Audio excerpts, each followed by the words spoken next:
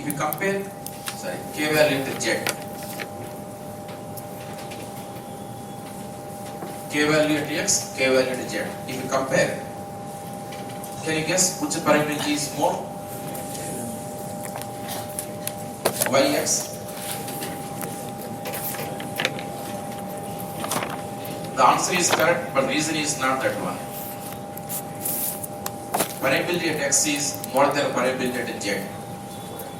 The reason is permeability at X means in the case of X location we have what we call flocculated structure. At Z we have dispersed structure that we come across subsequently. For now, just note down this point. The reason we come across subsequently, I tell you.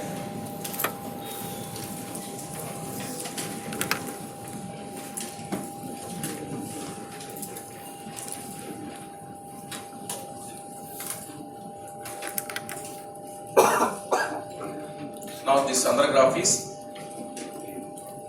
if you do same test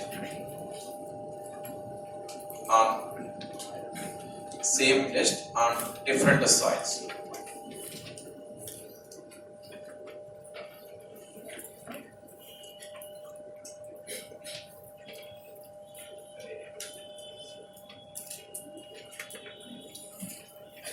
same soil but tests are different.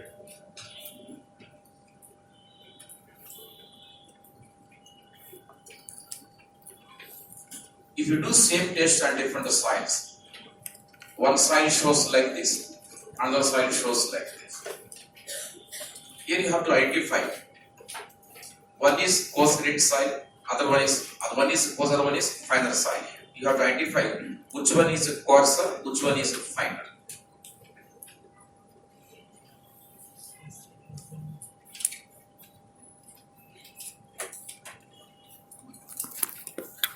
This is coarser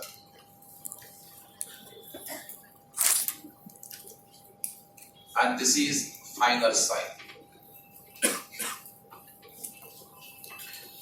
Sorry, reverse side. I'm sorry. This is coarser soil and this is finer soil. How can you say which is coarser, which is finer means? You can compare, one is OMC value. Otherwise, you can also compare gamma D maximum values. By comparing either OMC or gamma D max, one can answer which one is coarser, which one is finer.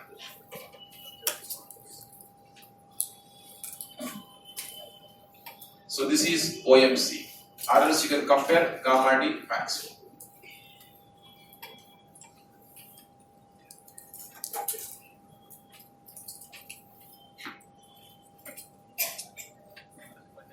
We had a couple of questions in GATE as well as the ES exam. That question you can answer only if you understand this point. Can you write down point here? Write down.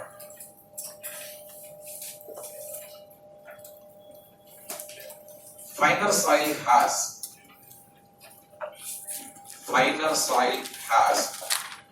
relatively more OMC. Finer soil has relatively more OMC and less gamma D max. Less gamma D max. Use the symbol like this. Gamma D max, less gamma D max compared to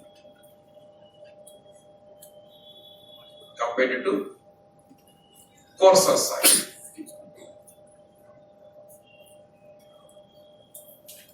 Check the sentence somehow. Finer soil has relatively more OMC and less gamma D max compared to coarser soils. So I am comparing these OMC values. This is OMC for finer soil, this is OMC for coarser soil, and this is gamma D max for finer soil, and this is gamma D max for coarser soil. This This is what the observation for it. Why finer soil has more OMC means finer soil has got more specific surface area, more lubrication is required. Why gamma D less for finer soils? Wide ratio is more. When wide ratio is more, gamma D becomes less. Gamma Wg by 1 plus E. When E is more, gamma D becomes less. That will lead to compaction. And you see here, same soil but tests are different.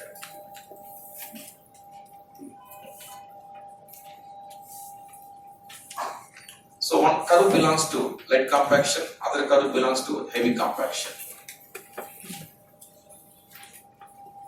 This is Indian standard heavy compaction test.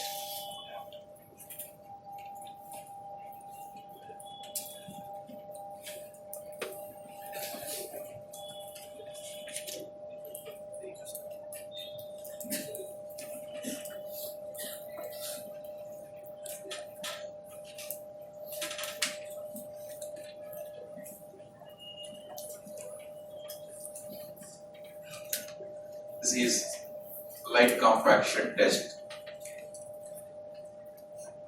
and this is Indian standard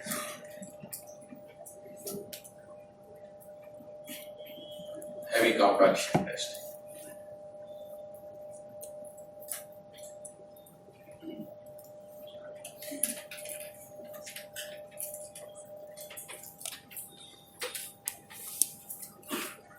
If you compare, see that same soil, but the two tests are done differently. The reverse case, same test but soils are different here.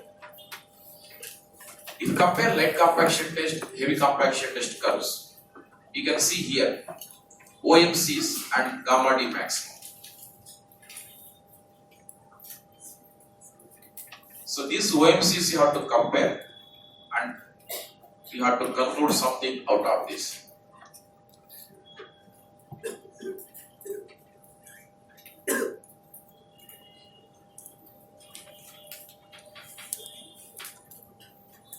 The statement is like this. As the compactive energy increases,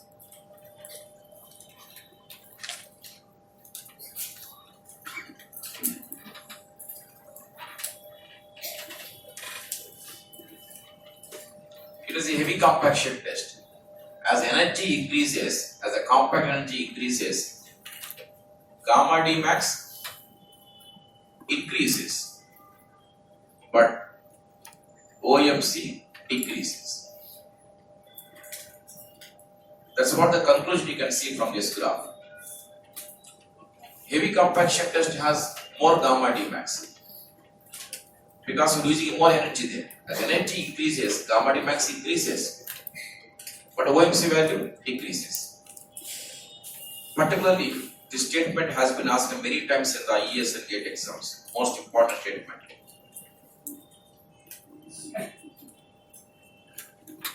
So you have many objective questions asked directly, indirectly based on this analysis.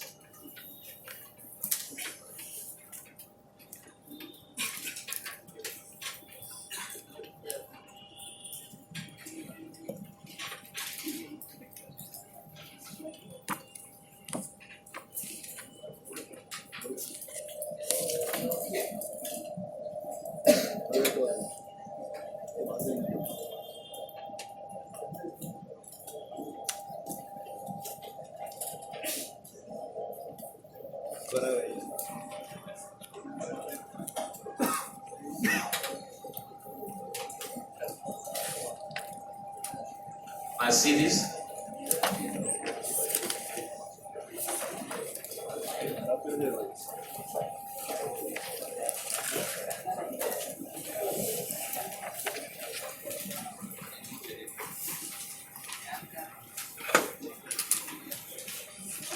Factors affecting compaction.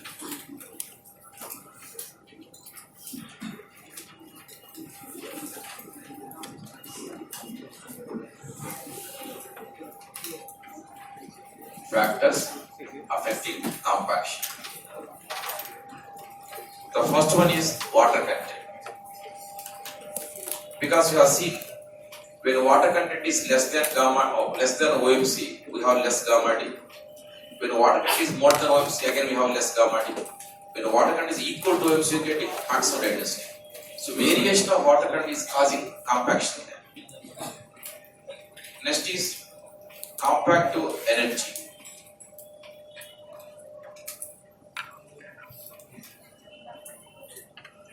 Compact to energy.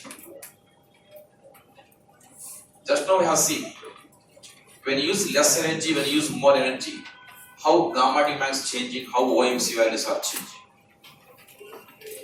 Next is soil type. We have seen just now, if you have coarse soil, if you have finer soil, how gamma D max is changing, OMCs are changing. You take any soil, the shape of the compaction curve is something like this one. You take any soil, shape will be like this. But here we have one exception. One exception is there. In that soil, we can't get a shape of this kind. Something different you can get. This shape I have to show you. If you draw gamma D versus water content for pure sand without fines, without silt particle, without clear particle, if you take pure sand and if you prepare compaction curve, you don't get a shape of that kind there. You get something a shape like this.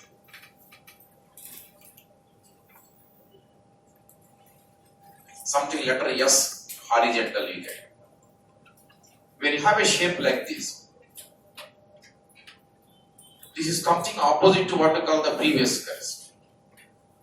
Here you have one gamma D value, here you have gamma D value. So gamma D maximum is changing there. In such case, which is OMC, which is gamma D maximum, you can't find. In fact, it's going to have something like a S letter type. So if you have a shape like this, you can't find out gamma D maximum, you can't find out what you call OMC there. You make one statement. Pure sands without fines. Pure sand without fines doesn't have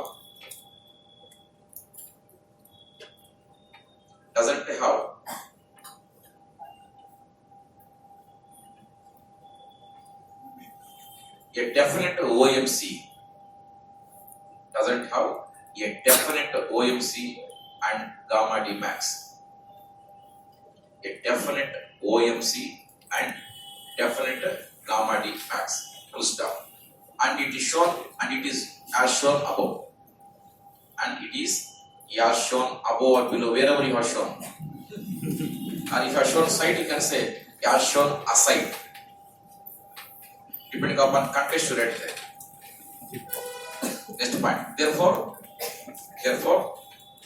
compaction curve is not useful. Compaction curve is not useful for pure sands. Not useful for pure sands. Compaction curve is not useful for pure sands. Full stop. In such case, density index in bracket ID, I suffix D in bracket, is used to monitor the compaction of the sands. To monitor the compaction. That's all.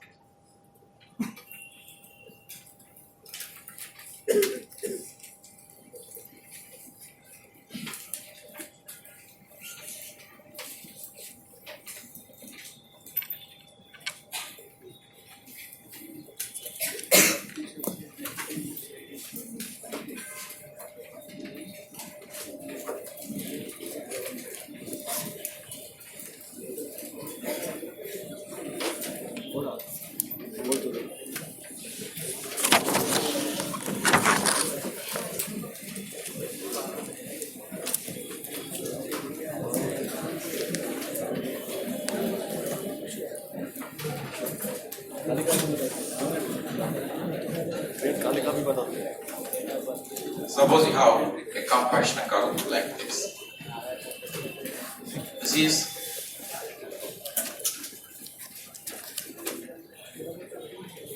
the OMC.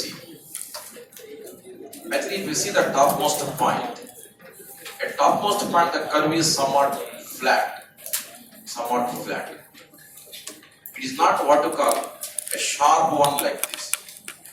It's not a sharp one. It is somewhat flat. It means gamma D maximum you may get not only at OMC, even slightly less than OMC, slightly more than OMC also. This region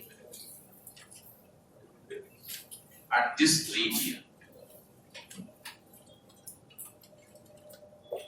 where it is somewhat flat.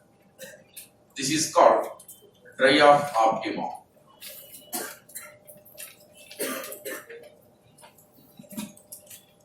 And this is called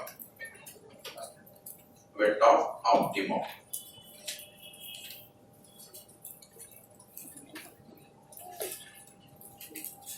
Dry-off optimum and wet-off optimum.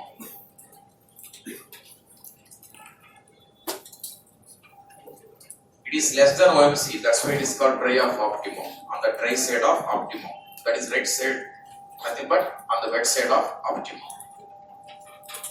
In the dry-off optimum, wet-off optimum at OMC, you can see almost more or less the same amount of gamma D maximum.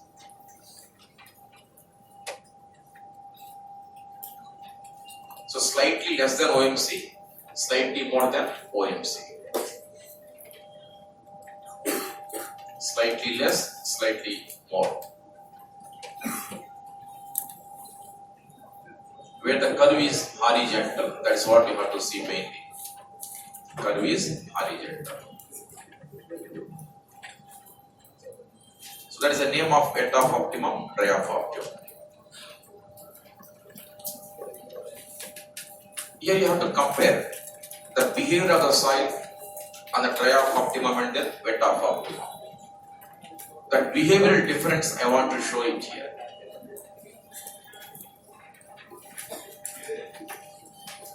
The behavioral difference.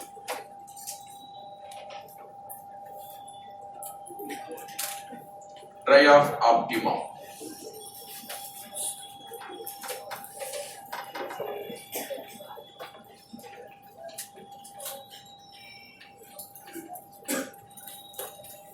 Wet-off optimum.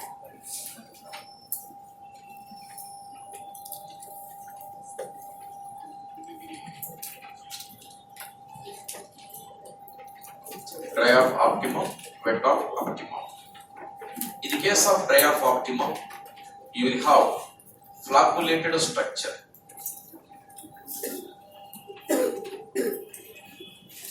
And here we have dispersed structure.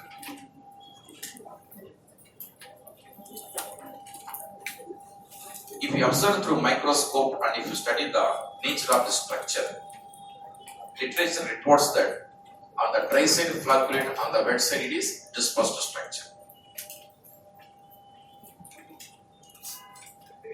That is one difference. That's why in the starting chapter somewhere we came across permeability is more for flocculated structure, less for dispersed structure. That's why Kx was more compared to Kj. I was discussing on objective question earlier.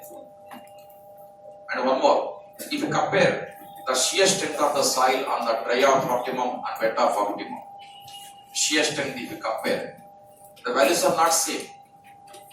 So this is found to be something relatively more compared to the other one.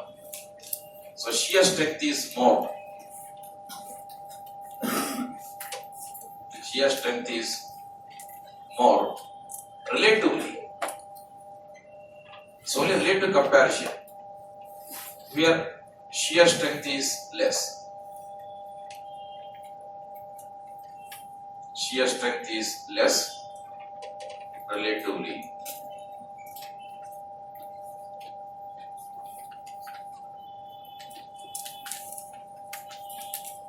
The reason why it is more, why it is less means it is more because it is having flocculatory structure. This person have let's take that point you can see in the chapter number 3. Another point is if you compare the swelling characteristics of the soil. The swelling characteristics is more in the case of dry of optimum compared to wet of optimum. Why swelling is more means here? Swelling occurs when a soil absorbs water. Between the two soils, which soil can absorb water more in future? Dry of optimum, because presently it is having less. Presently it is having less. In future, it may absorb more water. If anything absorbs more water, it may tend to be a more swelling. So, swelling nature. Swelling nature is more relatively. Here, swelling nature is less.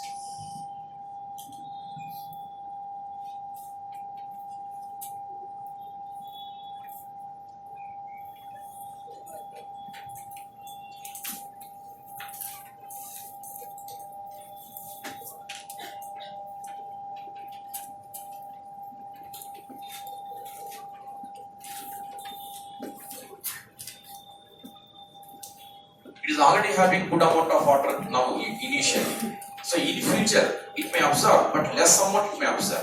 If something soil absorbs less water, it undergoes less swelling. So swelling nature is less, swelling nature is more. So finally, if you compare dry of optimum, wet of optimum, each has its own merits and demerits. Therefore, the engineer, while compacting a soil, has to take a decision appropriately whether to go for sometimes on dry of optimum, sometimes on wet of optimum. You may come across some situations, something like below the floors, below the pavements, where soil should not swell in future. Below the soil, below the flooring, the soil swells, flooring will get cracked. Similarly, if you have a pavement, if you compact soil, then you lay the pavement, isn't that? In future, the soil below the pavement swells. Pavement is subject to what we call swelling pressure. It may get cracked there. So, wherever we don't want to allow swelling in future, compact now itself on the wet of optimum. There are some situations where swelling is not objectionable for us. Strength is main criteria for us. For example, you have embankment. In the case of embankment, to prevent a failure of the embankment slope, something like this. Suppose this is embankment. To prevent a failure, strength is required here. Because strength is main criteria here. To compact the soil, we better go for a dry of optimum. So wherever strength is priority for us, compact on dry of optimum. Where swelling is to be controlled, go for wet of optimum. Like that you have to take a decision in future, right? Whenever you want to compact soil, sometimes we go for dry, sometimes we go for wet. You should know when do you go for dry, when do you go for wet of optimum. Simple points are given already there. You want more strength, go for dry of optimum. If you want to have less swelling in future, go for wet of optimum. The difference what you have to see.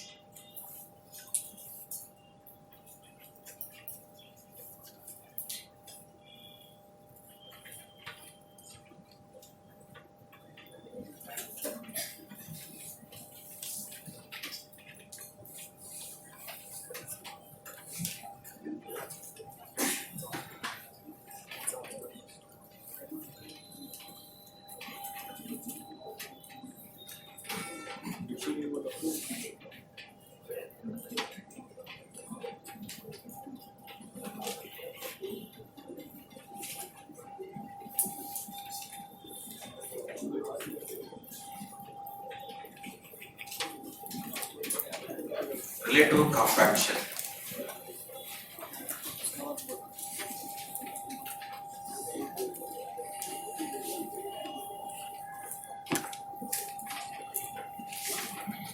Relative compaction. Relative compaction is the ratio of gamma D obtained in the field by gamma D max obtained in the lab into 100. We know already relative density. That is different. Relative density means E max minus E by E max minus E remove. The relative density is something different. Relative compaction, this is. Relative compaction. It's the ratio of gamma D in the field, gamma D max in the laboratory.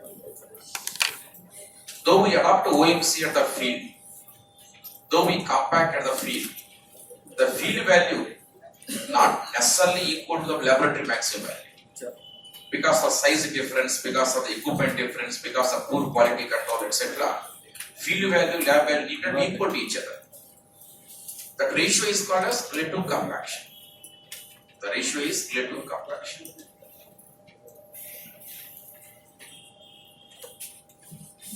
Proctor's needle.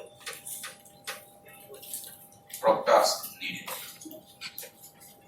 Proctor's needle means it is a portable equipment. All not necessary, just write down. The purpose is to find water content and gamma D. To find water content and gamma D at in situ condition of soil. At in situ condition of soil.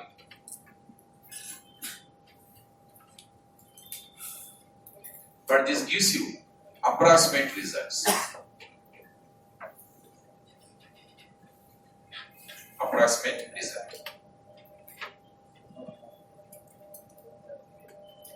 Normally, to find water content, we use oven drying method, alcohol method, sand bath methods are there. But this is one of the methods. Similarly, to find gamma D, what methods we use? Core cutter method, sand drilling method, water display method, you have that. But they take time. But this is something simple, but is what you call approximate results. So whenever you want to find water content gamma D, without taking a sample not necessary there. Suppose you have some embankment constructed there. You want to check the water content gamma D after completion of the study or during compaction of the embankment. Very simple. This is something needle type like this. Punch needle by 7.5 centimeter depth. Whenever you punch a needle, soil offers some resistance. To overcome resistance, you have to push the needle some more with more force. The needle has some dial gauge there. The dial gauge will give you the water content gamma D approximately. We have some calibrations there.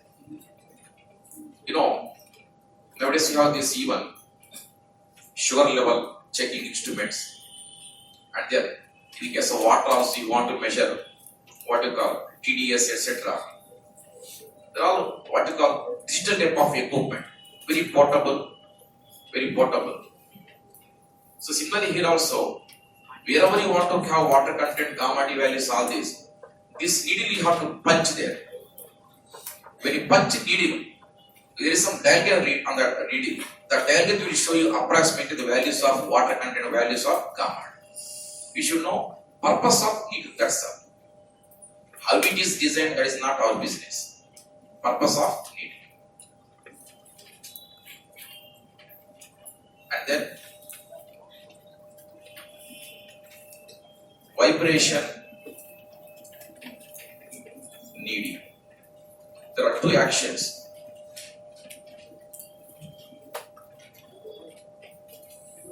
Vibration technique, kneading technique. Vibration technique is, it is best to compact sands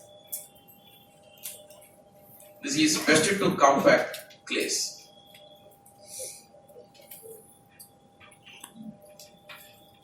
We all know vibration, what it means. Every day we experience, is it not? How through a mobile, especially in the class, always we are more eager on the cell phone rather than on the class, is it not? That's what I could see many of you doing that. I don't react. You know what the meaning of vibration? Needing.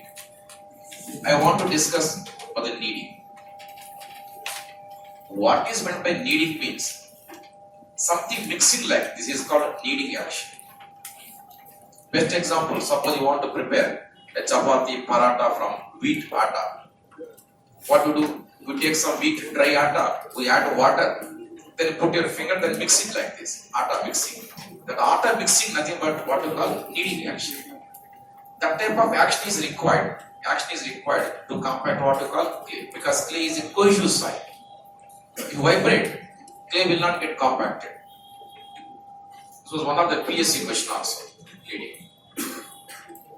Many times asked in the exams about the vibration, best for sands. Okay. The last point in this chapter is a small chapter actually.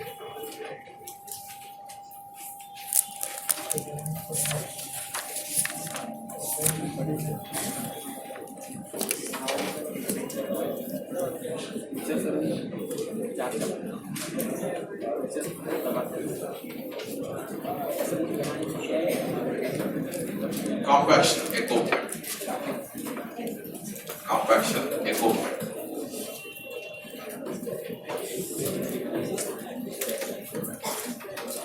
I'm not going to write on the board again here. You please look at material. I have given a list of the equipment names there.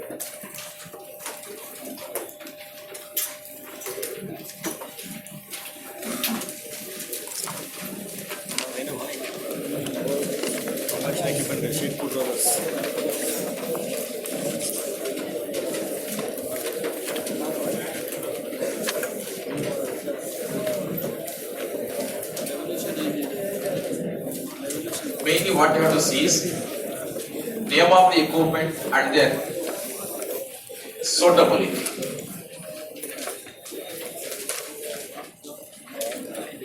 For what type of soils, what type of equipment is to be adopted, what type of equipment is suitable. You can see there, rammers, then smooth wheel rollers, pneumatic tire rollers, vibratory rollers, sheep foot rollers like that. Each equipment is so designed to be suitable for one type of soil there. Among them, sheep foot rollers, vibratory rollers, they are asked repeat in the exams. Sheep foot roller is best for compaction of clays because it's going to have kneading action there. Like that, the name of the equipment suitability are given there. Let me tell you, one of the very, very important area for your exams. If you write outside the same point again on the board, why do you want to struggle on the? If you want to write the notes, look at the points, write down this. Right? But that must be very, very important. Especially if you see IES questions, number of times the objective, especially matching questions have been asked on this list of the equipment. So those who are building the notes, you can write down those points quickly. Name of the equipment and suitability. First one is rammer. Rammer means nothing but manual compaction. Manually we have to compact. Where you have to compact manually, suppose some area where it is inaccessible. Equipment cannot go there. Suppose you have a narrow trench. You can't take a roller there. Behind the abutment, you can't take a roller, you have to compact manually. Wherever access is denied, restrictions are there. Manually you have to compact. For manual compaction, we use what you call rammers there. Like that. Depending upon the soil type, we are given different equipments there. But one thing I want to add in the end. In the end, we can add this one. One more name of the equipment is grid roller. grid roller. This name is missing there. Was given once in IES exam also. Grid roller. This is best for weathered rock. Weathered rock. Weathered rock. That list, that the bottom list of the equipment you can write this one. Grid roller. Almost you can see 4 to 5 IES matching questions. Matching type of questions on this equipment and the suitability. You don't have to bother the plan view, the elevation view, isometric view of that equipment, how to switch on, how to operate. It's not required for you, don't waste your time on that. Simply only one point. Name of the equipment, where do you use it? Where do you use it? I told you already, very, very important. Very, very important. You know, weather rock means, in the case of a hilly area, when you want to lay a road there, you may come across a lot of broken stone there, broken stone aggregate. You want to compare broken stone, etc., broken rock with a rock. This roller is the best one. That's how this equipment is designed there. So that's all, this chapter. Very simple chapter.